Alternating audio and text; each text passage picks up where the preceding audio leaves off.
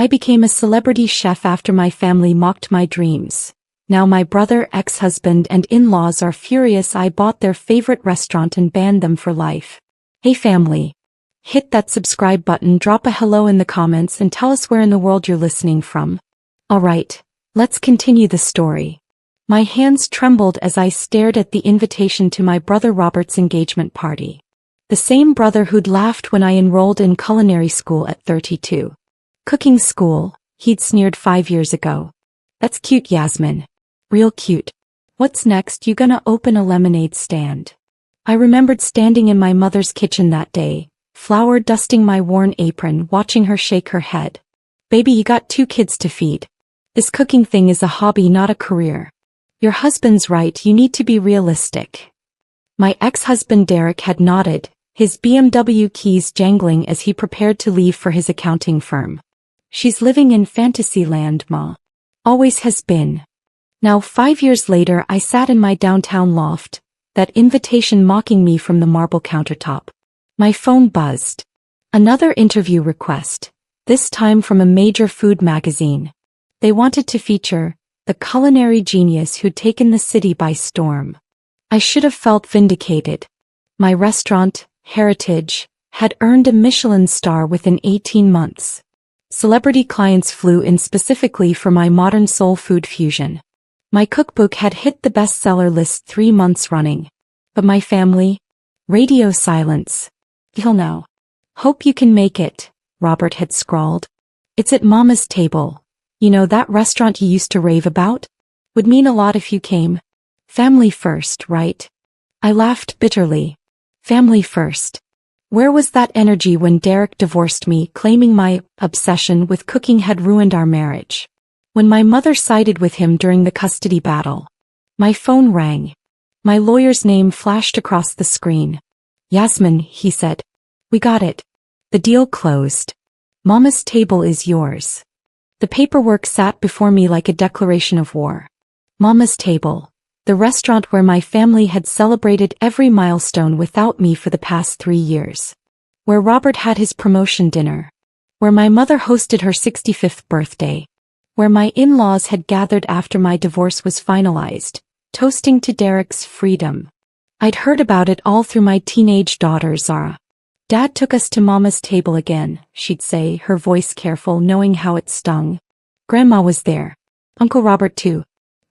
They asked about you. Twice. They never asked about me. They asked if I'd given up that cooking nonsense yet. My lawyer, Jerome, adjusted his glasses. Miss Hayes, you understand this is a significant investment? $3 million for a struggling establishment in this economy. It's not struggling anymore, I corrected him. The previous owners had nearly run it into the ground, but the location was prime, the bones were good, and most importantly, it held significance to the people who'd broken me. I signed the final document with a flourish that felt like revenge written in ink. That night I called my head chef, Andre. We're expanding. I need you to help me transform a new location. Which one? He asked, excitement bubbling in his thick Creole accent. Mama's table. And Andre? The opening night is in 3 weeks. The same night as Robert's engagement party. The silence on the other end was deafening. Then quietly, Chef, are you sure about this? Was I sure?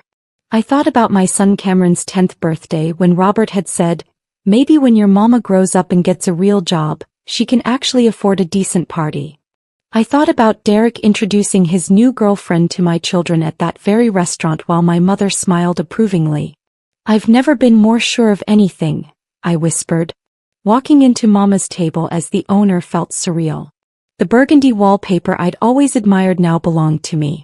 The antique chandelier that had witnessed my family's celebrations without me, mine. Every table where they'd shared laughter while I scraped by, working double shifts at a hotel kitchen to fund my dreams, all mine. The current staff eyed me nervously. Is it true? Asked Patricia, the longtime manager who'd served my family countless times. You're really taking over? Effective immediately, I confirmed, setting my portfolio on the bar. And we're making changes. Major ones. I'd done my research. The previous owners had mismanaged finances but kept the staff paid and treated well. I wasn't here to hurt innocent people. Everyone keeps their jobs, I announced. Better pay actually. But there's one non-negotiable requirement. Patricia leaned forward, curious. A permanent ban list. I'll provide the names. These individuals are never to be served here. Not for any amount of money, not for any reason. The room went silent. Patricia's eyes widened as I slid the list across the bar. Robert Hayes. Linda Hayes. Derek Morrison. Richard and Catherine Morrison. My brother. My mother.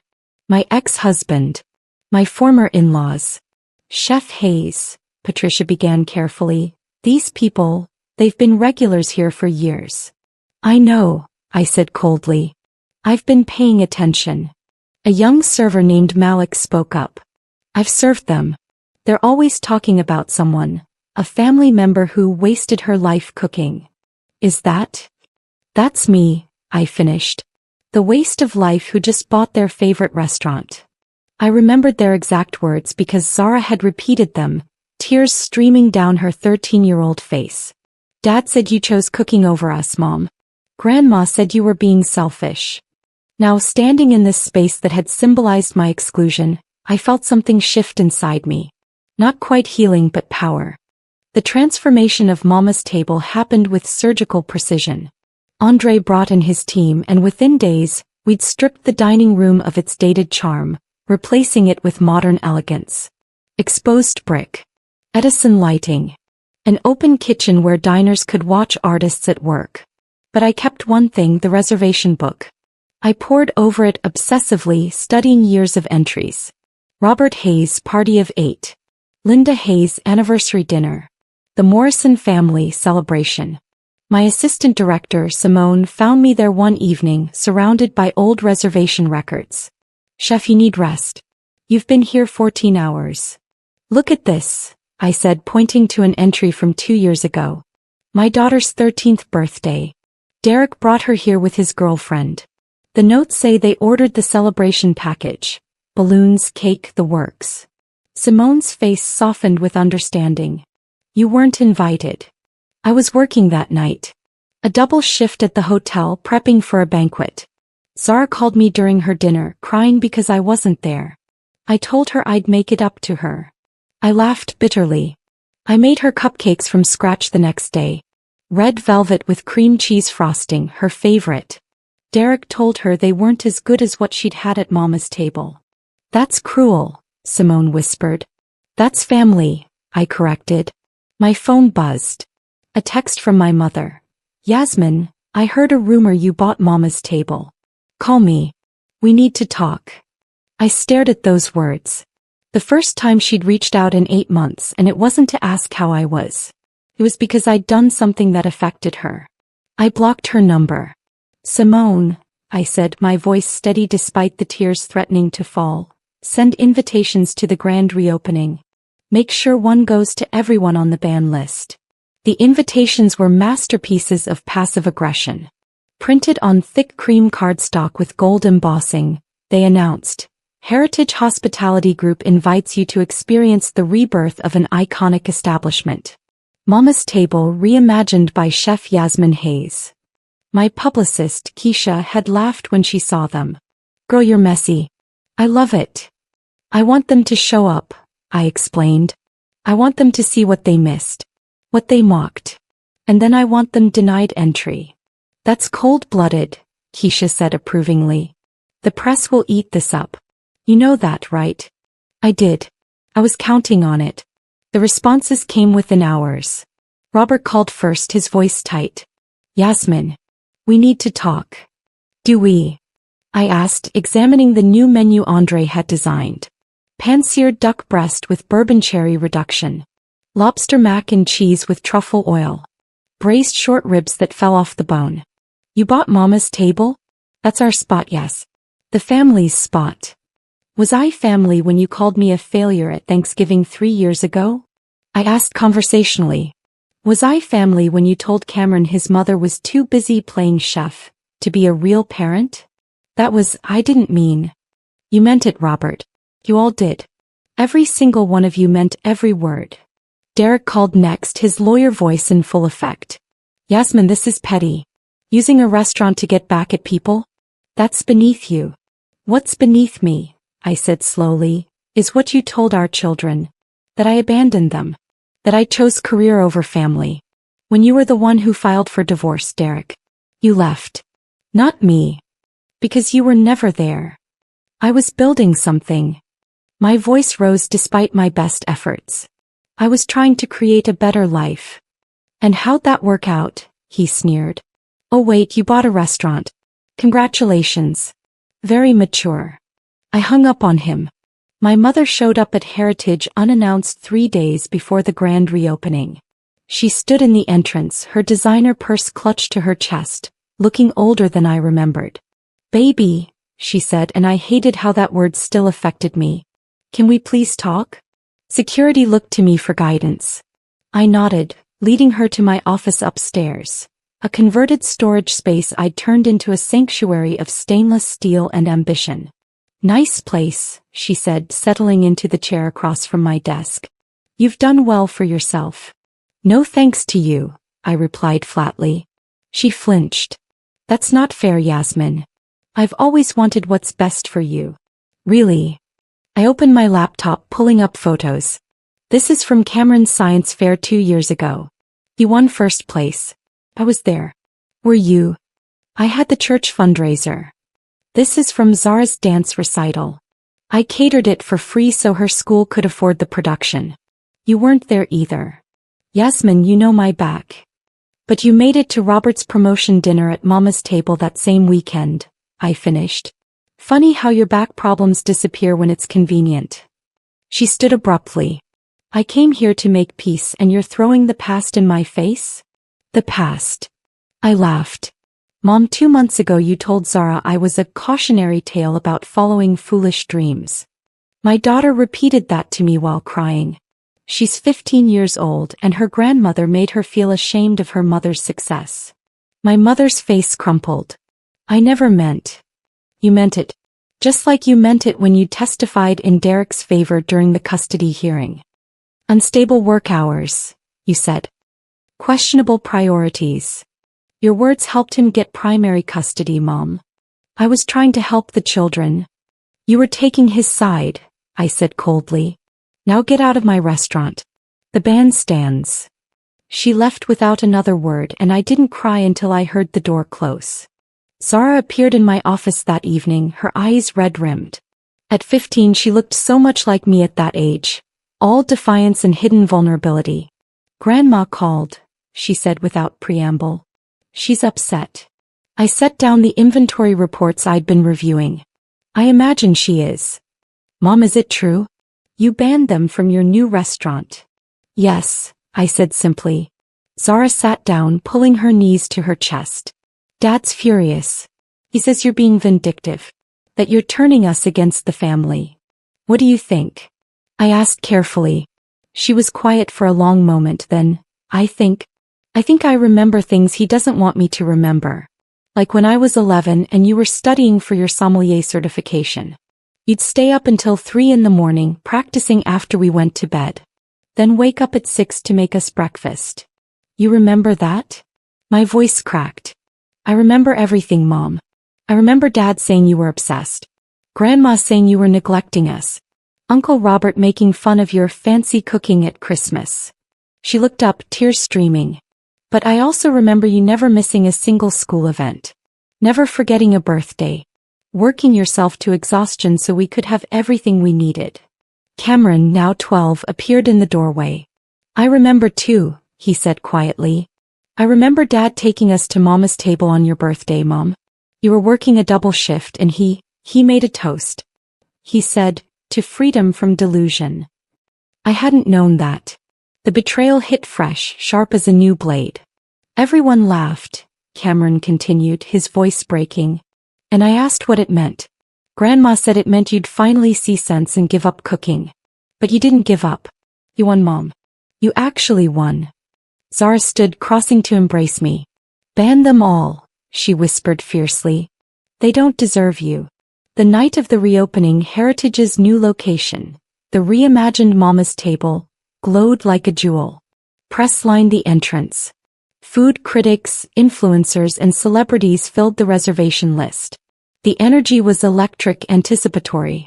And right on schedule at 7:30 my family arrived. I watched from the kitchen monitors as Robert approached the host stand, his fiancée on his arm. My mother followed, dressed in her church finest. Derek and his girlfriend. My former in-laws, the Morrisons, looking entitled as ever. Patricia, the manager I'd retained, handled it perfectly. I'm sorry, but your names appear on our exclusion list. We cannot accommodate you this evening. Robert's face reddened. Exclusion list? That's ridiculous. I've been coming here for years. Under previous ownership, Patricia said smoothly. Chef Hayes has implemented new policies. Chef Hayes is my sister, Robert snarled. Get her out here. Now. I was already moving. Not because he demanded it, but because I wanted to see their faces. The moment I appeared in my chef's whites, the lobby went silent. Other diners turned to stare. Someone whispered, "Is that really her?" "Hello, Robert," I said evenly. "Mother." "Derek." My ex-husband stepped forward. "Yasmin, this is absurd. We're family." "Family," I repeated, tasting the word. "Is that what we are? Because family doesn't mock each other's dreams. Family doesn't testify against each other in custody hearings. Family doesn't celebrate each other's failures. We never," my mother began. "Don't," I cut her off. "Don't rewrite history because it's now inconvenient. You made your choices. You chose Derek's side. You chose Robert's comfort. You chose judgment over support. These are simply the consequences." Richard Morrison, my former father-in-law, pushed forward. "You're making a scene. This is embarrassing." "For you," I agreed. "Not for me. I'm just enforcing boundaries that should have existed years ago." Security appeared at my subtle signal. "Please escort these individuals off the property." The story exploded overnight. "Celebrity chef bans family from restaurant," screamed the headlines. Social media erupted into debate. Some called me petty. Most called me a hero. "She's living every person's fantasy," one influencer posted. "Setting boundaries with toxic family? We love to see it." The restaurant's reservations tripled. People wanted to dine at the place where a woman had finally, publicly chosen herself. But the cost was mounting in ways I hadn't anticipated. Zara's phone blew up with messages from family members. "Your mother is out of control. She's tearing this family apart. You need to talk sense into her." Cameron got pulled aside at school by his paternal grandmother, Catherine Morrison, who told him, "Your mother is mentally unstable. This proves it." My lawyer called with worse news. Derek's filing for full custody. He's citing this incident as evidence of erratic behavior and poor judgment. I sat in my office staring at the legal documents. My hands shook. Not with fear but with rage so pure it felt like fire. Simone found me there an hour later. "Chef. They're going after my kids," I said hollowly. "I set a boundary and they're trying to take my children." "You'll fight it," she said firmly. "And you'll win." But would I? I thought of all the years I'd struggled. The double shifts. The missed moments I could never reclaim. The exhaustion that had nearly broken me. And now, when I'd finally made something of myself, when I'd finally demanded respect, they wanted to punish me by destroying what I loved most. That night I called my children. "If this gets ugly," I said, "if the custody battle gets messy." "We're old enough to choose," Sarah interrupted. "The courts will listen to us. And Mom? We choose you. We've always chosen you." Cameron's voice joined in. "Dad can try whatever he wants. We're not leaving you."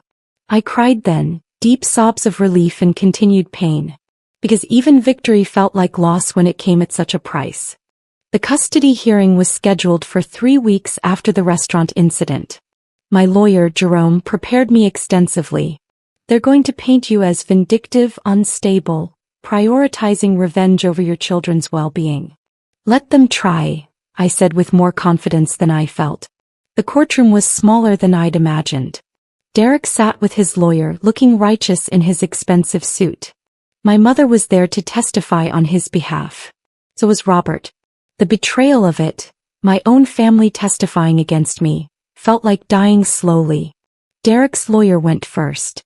Mr. Morrison, can you describe your ex-wife's recent behavior? She's become obsessed with punishing us, Derek said smoothly. She bought a restaurant specifically because our family frequented it. Then she publicly humiliated us by having us removed. This isn't about business, it's about revenge. And our children are caught in the middle. And you're concerned about their exposure to this behavior? Absolutely. Yasmin has always been impulsive, but this is next level. What kind of message does this send to Zara and Cameron? That it's acceptable to be vindictive? To hold grudges?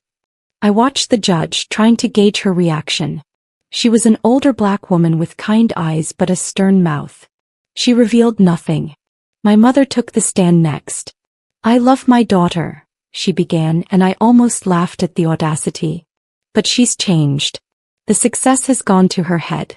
She's forgotten what's important. Family, forgiveness, grace. Mrs. Hayes, Derek's lawyer continued, you've spent significant time with your grandchildren. Have they expressed concerns about their mother? They're confused, my mother said carefully. They love her, but they see her anger. Her bitterness. They don't understand why she's so angry all the time. It was a masterful lie, built on a foundation of enough truth to be believable. Then Jerome called Zara to the stand. My 15-year-old daughter walked up with her head high. She wore a simple dress, her natural hair styled beautifully. She looked poised, mature beyond her years. Zara, Jerome began gently, how would you describe your relationship with your mother? And my daughter destroyed them. My mother is my hero, Zara said clearly, her voice carrying through the courtroom. She's the strongest person I know. Derek's lawyer shifted uncomfortably. This wasn't going as planned. Jerome continued. Can you tell the court about your mother's involvement in your life? She's at every school event. Every recital. Every game. She knows my teachers' names, my friends' names, my dreams. Zara's voice grew stronger. When I started my period, she was the one who explained everything. When I got my heart broken last year, she stayed up all night with me. When I wanted to learn to cook, she taught me every technique she knows. And your father? Jerome asked carefully. Zara's jaw tightened. My father is there when it's convenient. He makes promises and breaks them. He criticizes Mom constantly, especially in front of us. He's been doing it our entire lives. Objection, Derek's lawyer stood. This is irrelevant too. It's entirely relevant, the judge interrupted quietly. Continue, young lady. Zara took a breath. 5 years ago, when Mom enrolled in culinary school, Dad told us she was being selfish. That she was abandoning us. But she wasn't. She worked harder than anyone I've ever known. She'd come home exhausted, help us with homework, make us dinner, and then stay up studying until 3 a.m. I remember her falling asleep at the kitchen table once, Zara continued, tears forming. Her face in her textbook, highlighter still in her hand. Cameron and I covered her with a blanket because we didn't want to wake her. The next morning, she made us pancakes and braided my hair before school like nothing happened. My own tears fell silently. Dad told everyone she was neglecting us, Zara said, her voice hardening. Grandma agreed. Uncle Robert made jokes. But they were lying. They're still lying. About the restaurant incident, Jerome said. How did that affect you? Zara looked directly at her father. I was proud of her. Finally, someone stood up to them. Finally, someone said, you don't get to treat me like garbage and still benefit from my success. That's not vindictive. That's self-respect. The judge's expression softened slightly. Cameron testified next. At 12, he was nervous but determined. My dad says Mom is angry all the time, but she's not. He's hurt. There's a difference. The judge took 24 hours to deliberate. Those were the longest hours of my life. I couldn't eat, couldn't sleep. Andre ran both restaurants while I paced my apartment, imagining worst-case scenarios. When we returned to court, the judge looked tired. I've reviewed the testimony, the evidence, and the circumstances carefully, she began. This case represents a fundamental misunderstanding of boundaries versus vindictiveness. My heart hammered. Ms. Hayes established a business boundary with individuals who, by multiple accounts including her own children, have been consistently dismissive and cruel to her. That is her right as a business owner. The judge looked at Derek. Mr. Morrison, your attempt to weaponize this decision in a custody battle is frankly concerning. Derek's face went white. The children have spoken clearly about their preferences and their observations. They're old enough for their voices to carry significant weight. He turned to me. Ms. Hayes, the custody arrangement remains as is. This petition is denied. Relief hit me so hard I nearly collapsed. Jerome caught my arm, steadying me. But the judge wasn't finished. However, I want to say something off the record. She removed her glasses. I've presided over family court for 23 years. I've seen every kind of parental conflict imaginable. And Ms. Hayes, what you're doing, building success while maintaining your relationship with your children, that's not just admirable. It's necessary. He looked at my mother, at Robert, at Derek. To the family members present, you had years to support this woman. You chose mockery. You chose judgment. And now that she's successful, you're trying to punish her for setting boundaries. That speaks to your character, not hers. The courtroom was silent. But here's what troubles me, the judge continued, her voice softer. Ms. Hayes, you've won this battle. You've proven yourself. You've protected your children. But I see the pain in your eyes. The exhaustion. And I wonder, when does the victory start feeling like healing? That question haunted me as we left the courthouse. When does victory feel like healing? 6 months after the custody hearing, Heritage had 3 locations. My cookbook won a James Beard Award. I'd been featured in every major publication. By every measurable standard I'd won. But on a Tuesday evening, alone in my flagship restaurant after closing, I found myself crying over a pot of my grandmother's gumbo recipe. The one I'd learned before she died, before my mother had poisoned my family against me.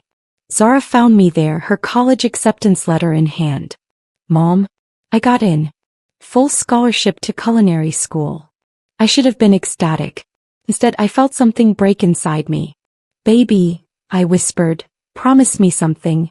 Promise me you'll never have to fight your family for permission to exist. Promise me you'll never know what it's like to succeed and still feel like you've lost everything that matters. She knelt beside me, this beautiful girl who'd inherited my passion and none of my pain. Mom, what's wrong? You won. You proved them all wrong. Did I? I asked. Because Cameron told me yesterday that Grandma tried to contact him. She wants reconciliation now that the dust has settled. Robert sent flowers to the restaurant with a card that said, "Can we move past this?" What did you say? I didn't respond. Because I realized something. I'm not angry anymore. I'm just tired. So incredibly tired of being the villain in their story when I only ever tried to be the hero of my own. The truth was brutal. Success hadn't healed me. The restaurant empire, the accolades, the vindication, none of it filled the hole where family should have been. I spent 5 years building an empire to prove I was worthy, I continued. And now I have it all. But Mom's still gone. Robert still doesn't understand what he took from me. Derek still believes he was the victim. And I'm standing in a Michelin-starred restaurant, crying into my grandmother's gumbo because I'd trade it all, every single achievement, for a family that had just believed in me from the start. Zara wrapped her arms around me. They're lost, Mom. We believe in you. I know, I said. But sometimes, baby, knowing you're right doesn't stop it from hurting. Sometimes winning still feels like losing. And that's the part nobody tells you about cutting off toxic family. You don't just lose them. You lose the dream of what they could have been. Should have been. That night, I wrote a letter I'd never send, to my mother, my brother, my ex-husband. I told them everything. The pain, the betrayal, the small deaths of hope I'd experienced each time they chose cruelty over support. I told them about the nightmares where I'm still in that kitchen, flour-dusted and desperate for validation, watching them laugh at my dreams. I told them the truth that would never change anything. I'd built an empire to prove my worth to people who'd already decided I had none. And even now, with everything I'd achieved, that little girl inside me still waited for her mother to say, "I'm proud of you." He never would. The restaurant thrived. My children flourished. My career soared to heights I'd barely dared imagine. But late at night, in the quiet moments between success and sleep, I grieved. Not for who they were, but for who I'd needed them to be. That's the real cost of family betrayal that nobody discusses. You don't just lose the people. You lose the possibility of them. And no amount of Michelin stars can fill that void. I'd become a celebrity chef. I'd banned them from my empire. I'd won every battle that mattered. But some wounds don't heal with victory. Some losses can't be reconciled with success. And some families destroy you so thoroughly that even your triumph tastes like ash. The restaurant closed at midnight. I locked the doors, turned off the lights, and drove home past the neighborhood where I grew up, where my mother still lived, where Robert probably sat with his family, where none of them understood that their cruelty had cost me something victory could never restore. The simple human need to be loved by the people who were supposed to love you unconditionally. I'd won everything. And I'd still lost what mattered most. If this story resonated with you, please subscribe and share. Have you ever had to choose between your dreams and toxic family expectations? Share your story in the comments below. And remember, your worth isn't determined by people who refuse to see your value. Sometimes the bravest thing you can do is succeed without their approval, even when that success can't heal the wounds they left behind.